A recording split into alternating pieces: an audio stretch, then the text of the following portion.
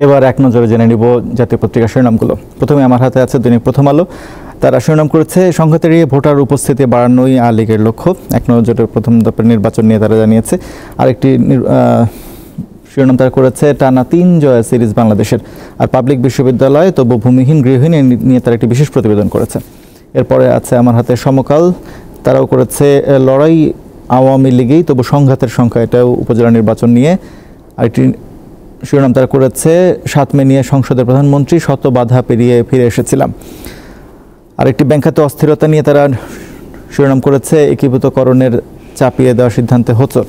এরপরে আছে আমার হাতে দৈনিক কালের কণ্ঠ। তারাও উপজেলা নির্বাচনের সংবাদটি শিরোনাম করেছে উৎসবের আমেজে আছে শঙ্কাও, ১৩৯ উপজেলায় ভোট আজ।